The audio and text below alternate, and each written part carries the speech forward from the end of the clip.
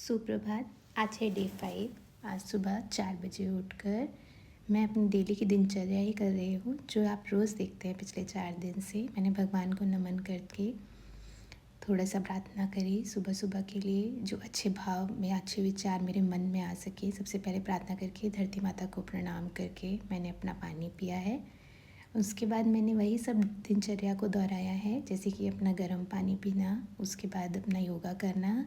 इसके बाद मैंने आज बालकनी में जाकर देखा, सुबह का मौसम बहुत ही अच्छा था, बहुत शांति, बहुत अच्छी हवा चल रही थी। अब मुझे धीरे धीरे समझ में आ रहा है कि ब्रह्म मुहूर्त के इतने फ़ायदे क्यों होते हैं।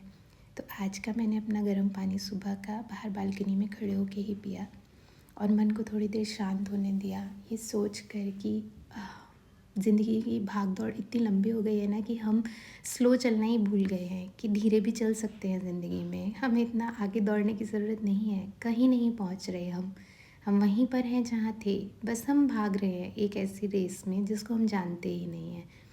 उसके बाद यही सब विचार मैंने नोट डाउन किए। अपनी जो भी इच्छाएं मैं सुबह की लिखती हूँ, जैसे कि रोज़ की प्रक्रिया है मेरी, वो मैंने दोहराई।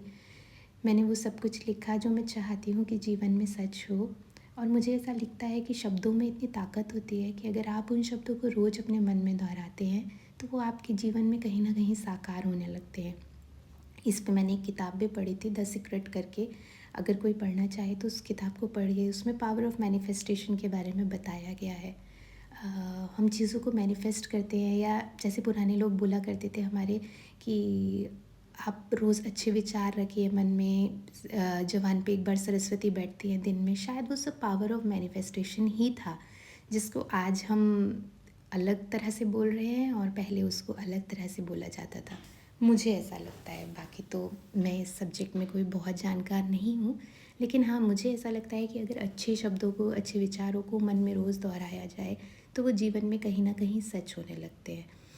उसके बाद भगवान को नमन करके मैंने अपनी बुक को पढ़ना शुरू किया, जो मैंने आपको कल बोला था कि मैं दोबारा से अपनी बुक पढ़ना शुरू करूँगी। और मैं आपको सच बता रही हूँ, मुझे वापस से बहुत अच्छा लग रहा है कि मैंने अपनी इस आदत को रिज्यूम किया है। कई बार हम जो चीज़ें छोड़ देते हैं ना, उनकी कसक मन में कहीं ना कहीं रह जाती है कि हम, यार मुझे ये चीज़ पसंद थी और मैंने ये आज करना छोड़ दिया है, मैं इतना बिज़ी रहती हूँ, ये है वो है। ये चीज़ें हमें कहीं ना कहीं मन को बहुत कटोचती है। लेकिन जब आप उनको दोबारा करने लगते हो ना, तो आपको लगता है कि हाँ, हम समय निकाल सकते थे, हमने ही कहीं ना कहीं समय नहीं निकाला उन चीज़ों के लिए। तो अब दोबारा अपने हॉबी को समय दे पा रही हूँ, उसकी मुझे बहुत बहुत खुशी है। बहुत अच्छा भी लग रहा है। बहुत अच्छा महसूस करने लगी हूँ मैं। पिछले 4 दिन में मैंने काफ़ी बदलाव देखे हैं। फिर वही जिस पे मैं विजय पाने की कोशिश कर रही हूँ अपने मन पर, मैंने थोड़ी देर मेडिटेशन किया, भगवान का नमन किया और आप सभी को सुबह सुबह जय श्री महाकाल। लेकिन आज मैं अपना व्लॉग यहाँ समाप्त नहीं करूँगी। मैं आपको कुछ चीज़ें और बताना चाहती हूँ, ख़ासतौर से 2 चीज़ें मैं आज आपको नई बताना चाहती हूँ। इसीलिए व्लॉग यहाँ ख़त्म नहीं हो रहा है। 2 चीज़ें मैं अभी आपको आगे बताती हूँ। तो ये व्लॉग यहाँ पर रोकने के बाद मैंने अपने दिन की सारी दिनचर्या करी, बेटे को स्कूल छोड़ा, बाकी सब काम करके, हस्बैंड का टिफ़िन वगैरह पैक करके मैं अपने वॉक पे गई।